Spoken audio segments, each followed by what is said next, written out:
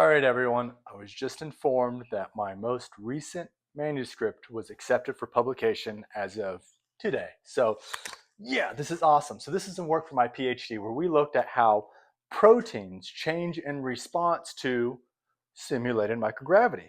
So, if you want to talk about proteins or you want to talk about microgravity, here's your video. So, this is awesome. The idea is that a microgravity environment is void of external pressures, right? There's no gravity.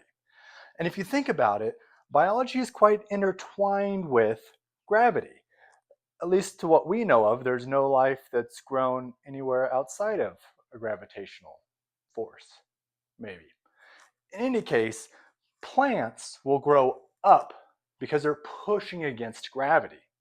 Right? These plant cells and our human cells and bacteria and all sorts of life have these mechanosensors where they're sensing the pressure, in this case gravity, and then communicating that pressure to the inside of the cell, and the cell is responding accordingly to all that pressure.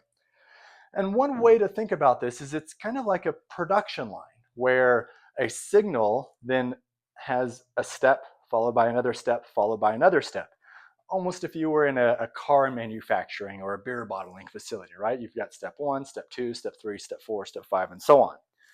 But inside the cell, you have multiple pathways that are integrated, such that when we consume food or have some stimuli, the idea is that we can break down those molecules and then fit them into one of those pathways and then use them in a multitude of different pathways. And this allows us to have a wide range of diet or different types of exercises, right? You've got the strongman, the real heavy, you've got the physique, you've got CrossFit, you've got this primal. There's all these different types of ways of moving your body, all the way to Tai Chi, Pilates, yoga.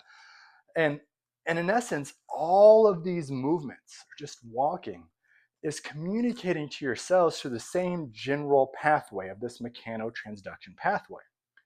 So as you get one pathway going and then you add on these other pathways via heavy weights or cardio intensity, or this slow movement of like Pilates or holding a pose, this isometric, then you're adding into these different pathways and changing the way the cell responds. And I love the idea of exercise, right? So studying microgravity for 6 years in my PhD was epic because it is, in essence, the opposite of exercise. It's pure stagnation. So the way we did this was using a simulated microgravity instrument. This was designed by NASA